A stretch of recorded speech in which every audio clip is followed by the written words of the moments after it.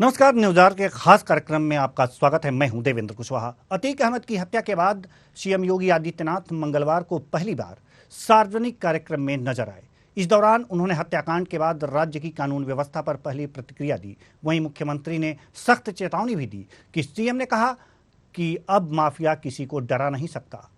CM ने एक कालखंड की बात करते हुए सभा पर वार भी किया। एक रिपोर्ट देखिए, फिर चर्चा भी करेंगे।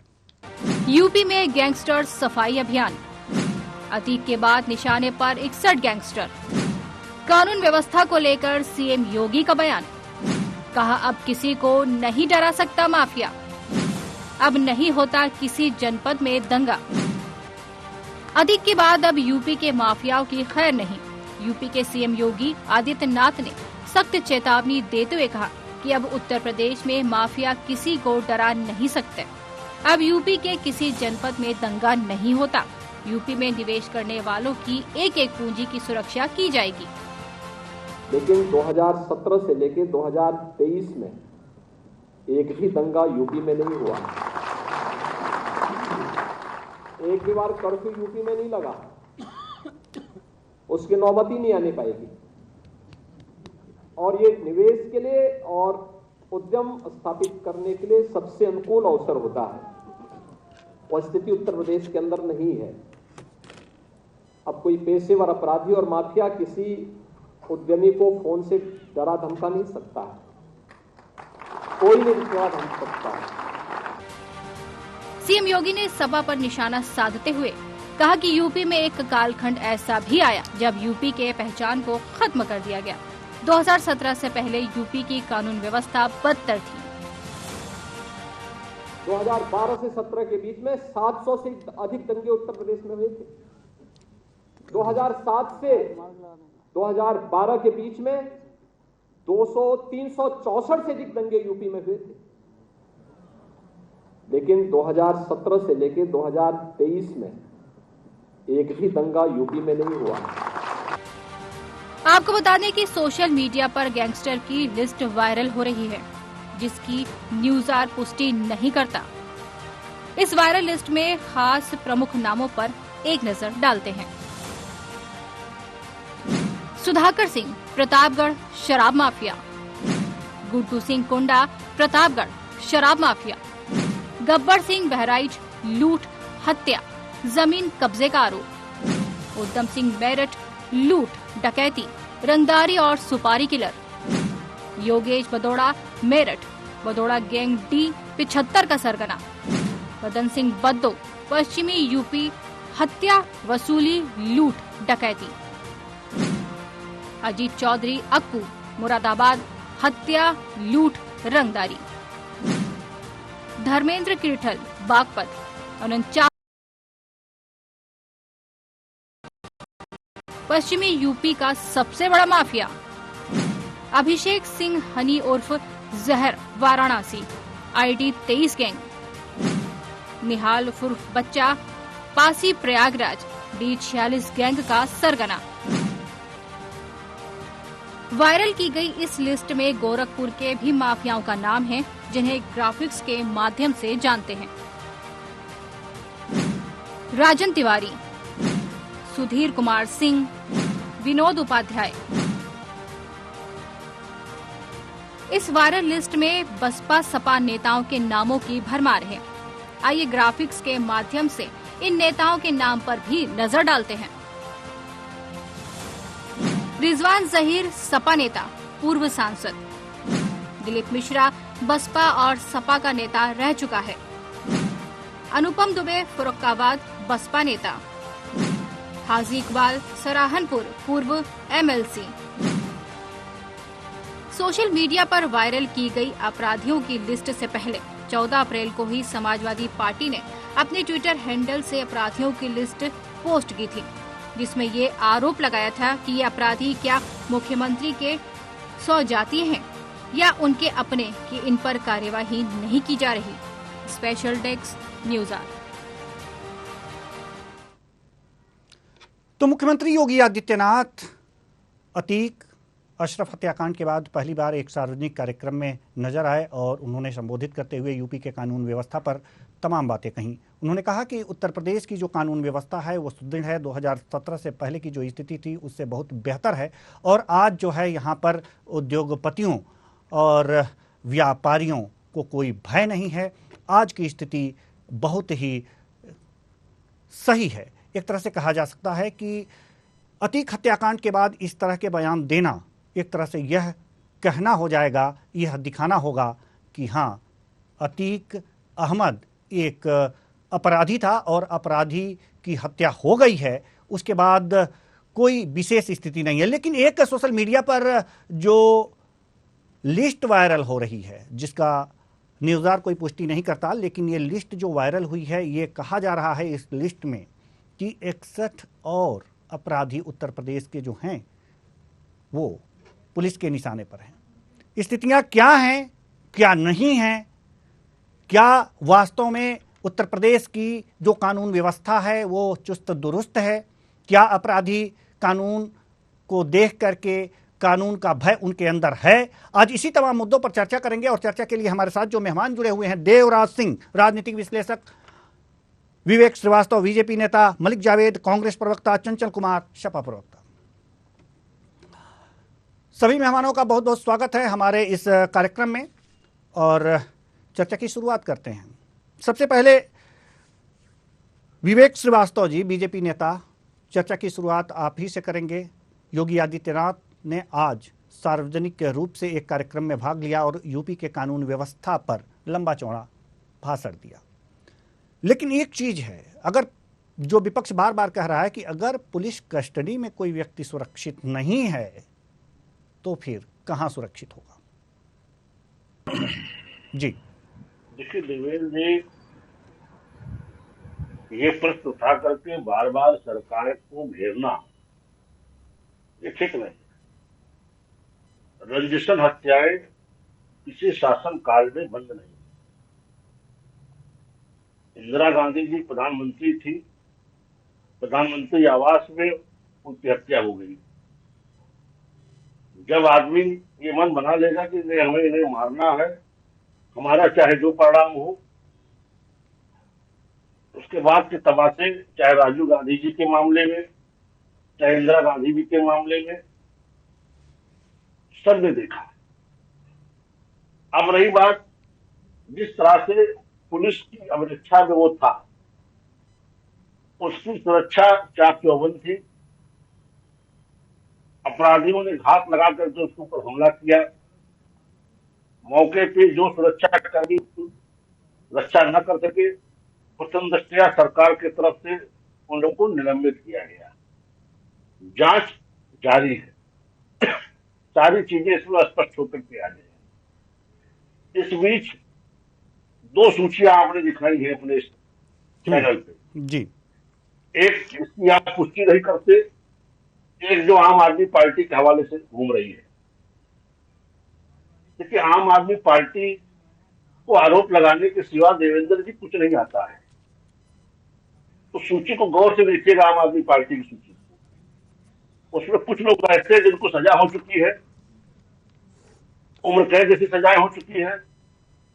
कुछ लोग ऐसे जो इस दुनिया में नहीं है, लेकिन एक सूची बना करके सरकार के ऊपर एक आरोप चस्पा करने की कोशिश की जा रही है। इसी तरीके की जो दूसरी सूची आपने दिया, जिन अभियुक्तों का नाम आप दे रहे हैं, जहां तक मेरी जानकारी है उसमें कोई अभियुक्त फरार नहीं होगा। कानून के दायरे में सब जेल के अंदर होंगे। अगर कोई फरार होगा तो यूपी में नहीं होगा, अगर उसको पुलिस तलाश कर रही होगी वो भी इनामी होगा, और जिस दिन मिल जाएगा उसको भी हमारी सरकार छोड़ेगी नहीं। अब रही बात जी, हम आपको रोकना चाहेंगे। हमारे साथ रविंद्र सिंह जी जो सपा प्रवक्ता हैं हमारे साथ जुड़ चुके हैं। बहुत बहुत स्वागत है आपका हमारे इस कार्यक्रम में। जी, हम आपके पास आएंगे, लेकिन विवेक श्रीवास्तव जी जो बीजेपी नेता हैं कुछ कह रहे हैं, अपनी बात पूरी कर लें जी, जल्दी से सर हमारे साथ। अब रही बात जो लोग इसको धार्मिक रंग दे रहे हैं, ये भी उचित नहीं है। वो शुद्ध एक अपराधी था, उसका एक अपराध का लंबा इतिहास था। 10-10 हाईकोर्ट के जज उसका मुकदमा सुनने से अपने आप को विड्रा कर चुके थे। अदालत में कानून में उसकी लेश मात्र भी आस्था नहीं थी। उसके खिलाफ गवाहियां अदालत तक जा नहीं पाती थी। सीबीआई का गवाह था उमेश पाल, जिसको इसने उठा लिया था और जबरदस्ती उसका हलफनामा दायर करवा दिया। उसी विषय का अपहरण का मुकदमा उमेश पाल ने इसके ऊपर दायर किया था, जिसमें उमेश पाल गवाही दे रहे थे। और गवाही पूरी होने से पहले इसकी, चलिए ठीक है सर, चलिए ठीक है, ये बीती बातें हैं जी। हमारे पास और मेहमान हैं, उनसे भी सवाल जवाब करना जरूरी है जी। मलिक जावेद जी, कांग्रेस प्रवक्ता हैं आप जी। कानून व्यवस्था को लेकर सवाल उत्तर प्रदेश में विपक्ष खड़े कर रहा है, कांग्रेस भी खड़े कर रही है, लेकिन योगी आदित्यनाथ जी ने कहा है कि कानून व्यवस्था बहुत ही चुस्त दुरुस्त है। आज कोई अपराधी किसी उद्योगपति को फोन करके धमका नहीं सकता जी। कल ही मर्डर हुआ एक लड़की का जालौन में, तो कानून व्यवस्था तो इनकी ऐसी है। और योगी जी कुछ भी कहें, लेकिन 2021 और 22 की एनसीआरबी रिपोर्ट उठा लीजिए, 3717 मर्डर हुए उत्तर प्रदेश में और 450 से ज्यादा कस्टोडियल डेथ्स हुई हैं। पहली बार हो रहा है ये दुनिया में कि इतनी ज्यादा डेथ अगर कस्टडी में हुई तो उत्तर प्रदेश में हुई है। ये देश में नहीं, दुनिया में नंबर 1 प्रदेश बन गया है जहाँ पे कस्टडी में डेथ्स होती है। और दूसरा, श्रीवास्तव जी बहुत बड़ी बड़ी बातें कर रहे थे कि अपराधियों का हम खत्म कर रहे हैं, यहाँ पे इन्वेस्टमेंट होगा। सबसे पहले लॉ एंड ऑर्डर की सिचुएशन इतनी खराब है उत्तर प्रदेश में, सबसे पहले जैसे मर्डर होता है अतीक और अशरफ का, सबसे पहले योगी जी की सुरक्षा बढ़ाई जाती है। अगर इतना लॉ एंड ऑर्डर सही था तो सुरक्षा क्यों बढ़ा रहे हो? दूसरा, मीडिया बन के वो आए, ये कौन से कानून के अंतर्गत था जहां पे जो कि इतने संगीन अपराधी है उनका इंटरव्यू लिया जा रहा था मीडिया के द्वारा, और जो हत्यारे थे उनको किसने खबर दी कि वो यहाँ पे इंटरव्यू लिया जाएगा, आप यहाँ पे आ जाइए? और पहली बार ऐसा हुआ है कि इतना बड़ा अपराध हुआ हो, पुलिस, उत्तर प्रदेश पुलिस सो गई हो, और दूसरा उसको जुडिशियल कस्टडी में भेज दिया हो। अरे भाई, पुलिस कस्टडी में इंक्वायरी करनी थी आपको, आपने जुडिशियल कस्टडी 14 दिन की में भेज दिया है आरोपियों को। तो बहुत सारे सवाल है जिनका इनको जवाब देना है, और ये झूठ बोलना बंद कर दे कि लॉ एंड ऑर्डर बहुत अच्छा है। कल ही मर्डर हुआ है जालौन में, एक लड़की अगर स्कूल नहीं जा सकती है, कॉलेज नहीं जा सकती, उसका बीच चौराहे पे दिन दहाड़े मर्डर होता है, तो उत्तर प्रदेश में आपका स्वागत है। तो इनका झूठ जो है बार बार इनके सामने आ रहा है, और अगर ये कस्टोडियल डेथ्स को अगर ये जस्टिफाई कर रहे हैं तो ये बहुत गलत है, क्योंकि संविधान की इन्होंने शपथ ली है और संविधान के हिसाब से हमारा देश चलेगा। अगर ये एनकाउंटर का भी जश्न मना रहे हैं तो वो भी गलत है, क्योंकि रूल ऑफ लॉ कानून से होता है। अगर कोर्ट सजा देता है और फिर जीत होती है, फिर फांसी होती है, तो उसका स्वागत है। लेकिन ये पहली बार हो रहा है कि आप ही जज हो, आप ही वकील हो और आप ही कोर्ट हो। ठीक है सर, हम आपके पास आएंगे। हमारे साथ रविंद्र सिंह जो सपा प्रवक्ता है हमारे साथ जुड़े हुए हैं जी। रविंद्र सिंह जी, एक लिस्ट 14 तारीख को जारी हुई थी ट्विटर हैंडल से समाजवादी पार्टी के।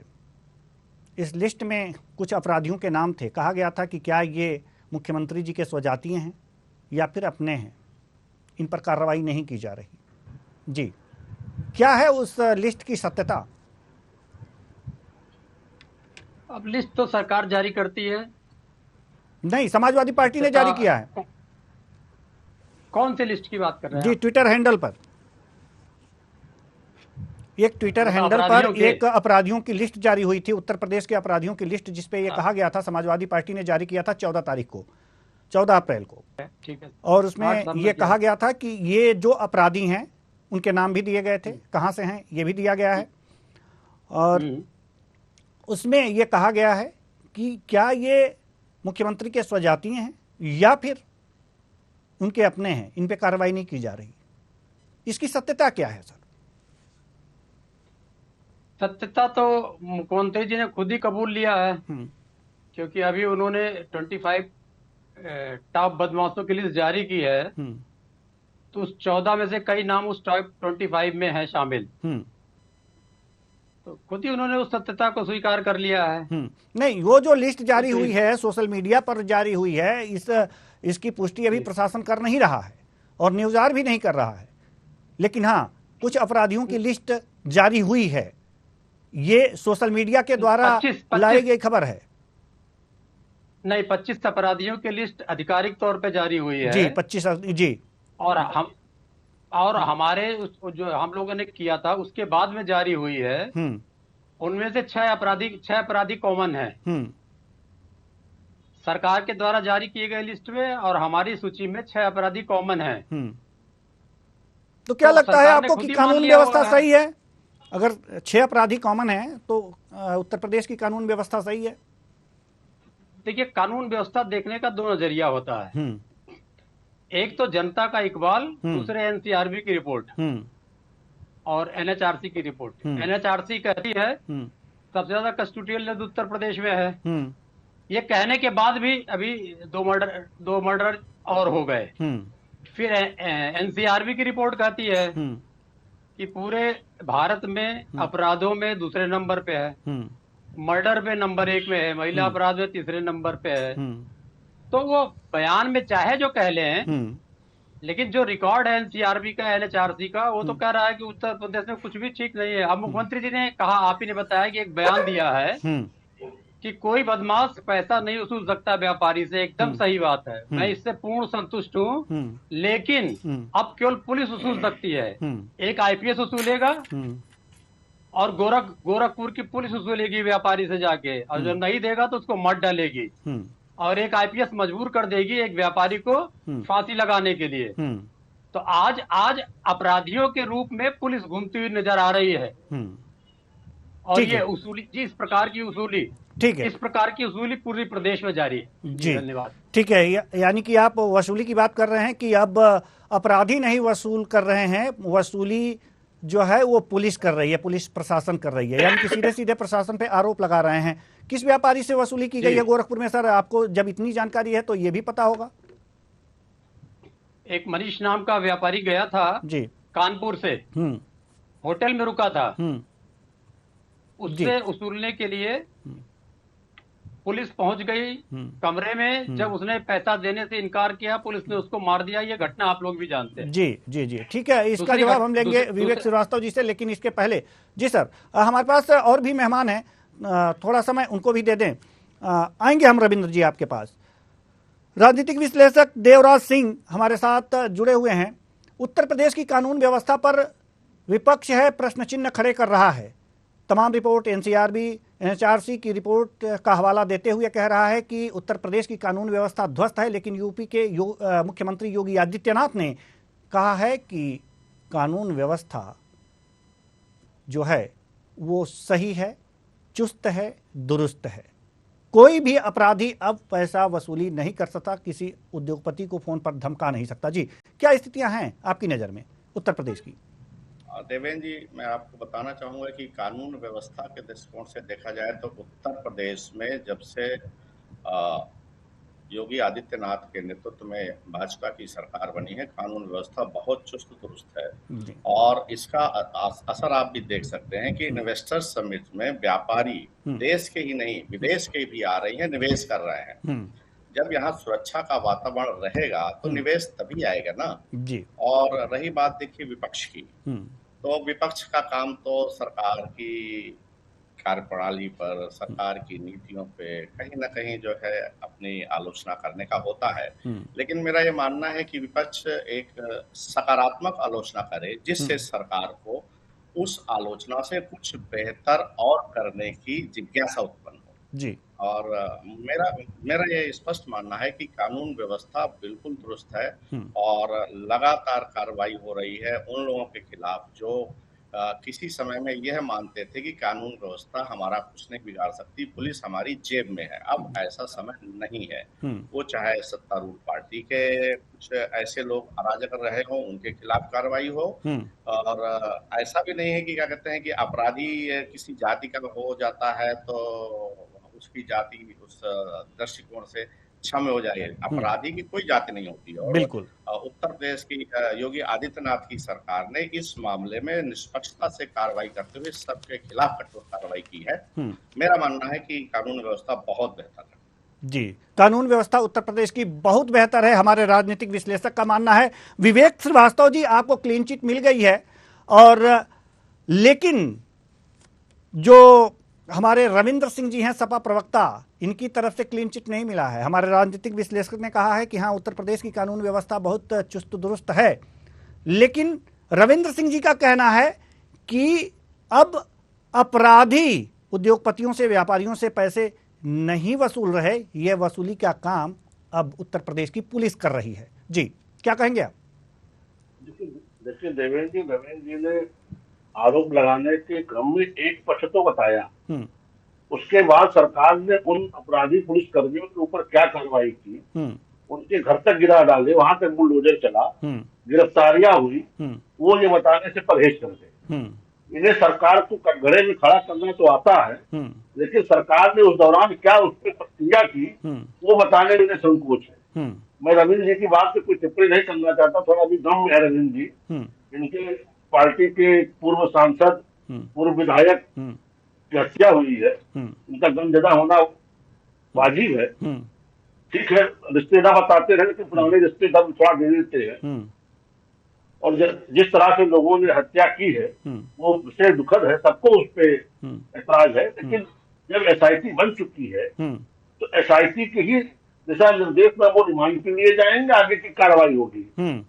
अगर एसआईटी ना बनी होती तो पुलिस अपनी प्रोसीडिंग स्टार्ट कर देती, क्योंकि समय रहते एसआईटी गठन हो गया, एसआईटी की गाइडलाइंस के कारण ही उनको दोबारा रिमांड पे लिया जाएगा और उनसे सारी चीजें निकाली जाएंगी कि कौन फंडिंग किया, किसके इशारे पे आपने किया, आपको पिस्टल किसने दिलाई, ऐसे आप आए, आप लोग 3 जिले के रहने वाले, आप लोग को एक करके ऑपरेट कराने वाला कौन है, सब सारी चीजें थोड़ा समय दीजिए, सारी चीजें दूध का दूध पानी का पानी हो जाएगा।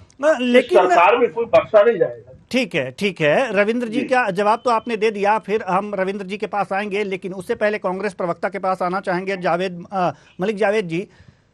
मलिक जावेद जी ने माफ कीजिएगा, हम विवेक जी से ही आपका ही जो सवाल है वो पूछेंगे।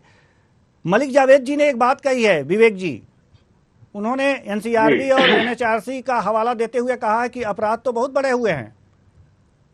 योगी जी के कहने से क्या होता है?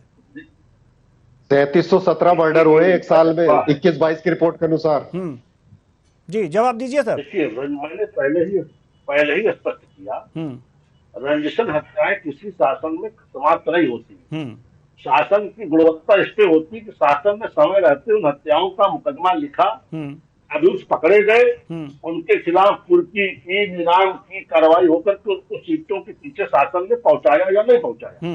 पूर्ववर्ती सरकारों में ये चीजें नहीं होती। लेकिन संख्याओं का जो आवाज तो, लेकिन विवेक जी, संख्या कम या अधिक होने से फर्क पड़ता है।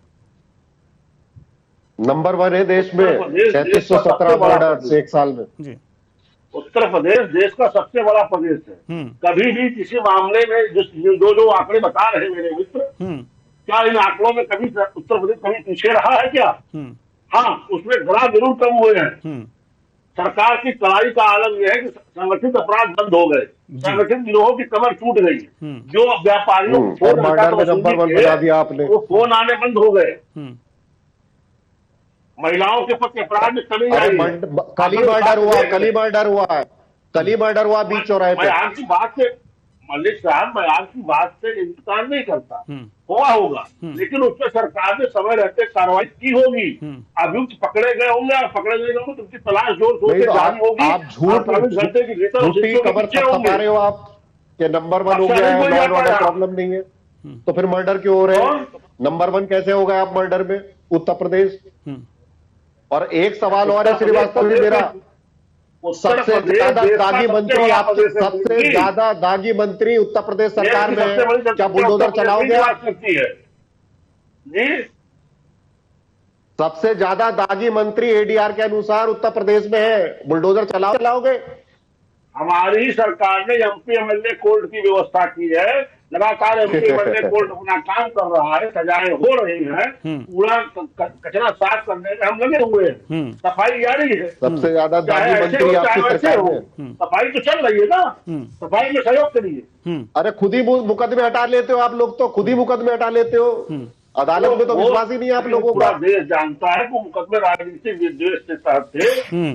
योगी आदित्यनाथ जी, केशव मौर्य जी, ये लोग कोई आपराधिक बैकग्राउंड के लोग नहीं, पूरा देश जानता है, उससे बार बार चर्चा करने कोई औचित्य नहीं।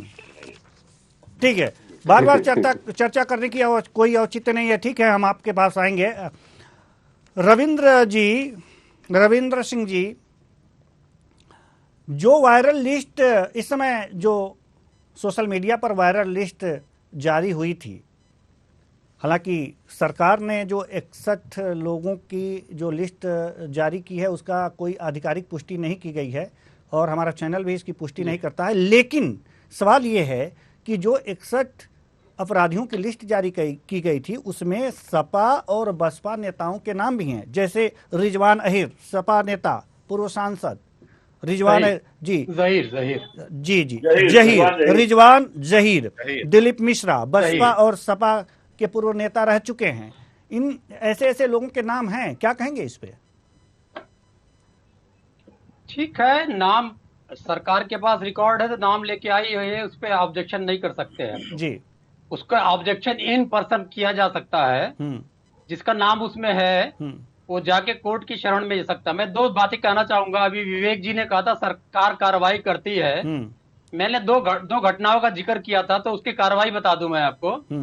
गोरखपुर में जिस व्यापारी की हत्या हुई, चार्जशीट में 6 के 6 लोगों को 302 की दफा हटा दी गई। अब दूसरा जो आईपीएस है मणिलाल पाटीदार 6 महीना भागा रहा, फिर आया, जेल में गया। तो हीनियस ऑफेंसेस में एक नियम है कि अगर 90 दिन में चार्जशीट ना दाखिल हो, जमानत अपने आप हो जाती है।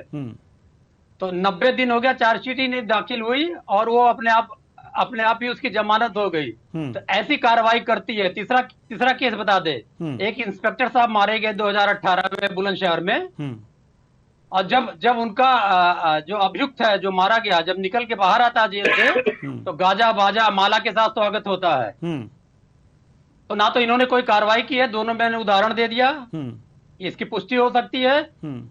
जो इंस्पेक्टर साहब सुबोध सिंह मारे गए थे, आज उनकी श्रीमती जी इस सुप्रीम कोर्ट, हाई कोर्ट दौड़ती फिर रही हैं, कोई कानून उनकी मदद नहीं कर रहा है। तो क्या बात करते हैं, कौन सी कार्रवाई कर दिया इन्होंने? जी, कार्रवाई की बात हो रही है और विवेक श्रीवास्तव जी बार बार कार्रवाई की बात कर रहे हैं। ठीक है, हम विवेक श्रीवास्तव जी से जवाब लेंगे, लेकिन जाना चाहेंगे देवराज सिंह जी के पास, राजनीतिक विश्लेषक हैं। जैसा कि आप पहले ही कह चुके हैं कि उत्तर प्रदेश की कानून व्यवस्था बहुत ही चुस्त दुरुस्त है, और चुस्त दुरुस्त अगर जो कानून व्यवस्था है तो वास्तव में वो प्रदेश प्रगति की ओर बढ़ेगा। लेकिन जो लगातार हत्याएं हो रही हैं उस पर जो विपक्ष है लगातार कटघरे में सरकार को खड़ा कर रहा है। अब रविंद्र जी का कहना है कि कार्रवाई भी नहीं हो रही है। जी, क्या कहेंगे इस पर? कुछ लोगों पर। जी, देवराज जी। देवराज जी तक शायद हमारी आवाज नहीं पहुंच पा रही है, तो हम बीजेपी नेता विवेक श्रीवास्तव जी से ही जवाब लेंगे कि आखिर कार्रवाई क्यों नहीं हो पा रही है। अभी हमारे जो तो सवाल यहां पर यह है कि जो भी लिस्ट सोशल मीडिया पर वायरल हुई है, 61 अपराधियों की वो जो लिस्ट है वो वायरल हुई है, उसमें सपा और बसपा नेताओं की भरमार है, और गोरखपुर के कुछ अपराधी हैं, साथ ही साथ अन्य अपराधी हैं जो जिनकी लिस्ट में नाम है। इन वास्तव में ये अपराधी है, लेकिन कुछ अपराधी हैं जो जेल के अंदर हैं। इस लिस्ट में ऐसे भी नाम हैं और इन नामों पर कोई विवाद नहीं है। लेकिन इससे पहले जो समाजवादी पार्टी के ट्विटर हैंडल से जो ट्वीट किया गया था और जिन अपराधियों के नाम यहां पर शो किए गए थे ट्विटर हैंडल पर 14 तारीख को, वहां उसमें दिखाया गया था और ये कहा गया था योगी आदित्यनाथ जी पर यह आरोप लगाया गया था कि क्या वो आपके स्वजाति हैं। तो सवाल यही है, सवाल पुनः निरुत्तरित रह रहा है, इसके उत्तर नहीं मिल पा रहे हैं। लेकिन माफिया को उत्तर प्रदेश में माफी नहीं मिलने वाली है। योगी आदित्यनाथ जो उत्तर प्रदेश के मुख्यमंत्री हैं, उन्होंने साफ साफ कहा है कि इनको जमींदोज कर दिया जाएगा। लेकिन जमींदोज करने का जो तरीका है और जिस तरह से अतीक अहमद की हत्या हुई है, इस तरह से कानून व्यवस्था पर भी सवाल उठ रहे हैं और उठते रहेंगे अगर इस तरह से हत्याएं होंगी तो, क्योंकि कस्टडी में मौत कस्टडी में हत्या एक बहुत बड़ी बात होती है। लेकिन फिर भी यह कहा जा सकता है कि उत्तर प्रदेश की कानून व्यवस्था अभी भी चुस्त दुरुस्त है, लेकिन इसे बनाए रखना भी बहुत ही जरूरी है। फिलहाल इस कार्यक्रम में इतना ही। मुझे दीजिए इजाजत। नमस्कार।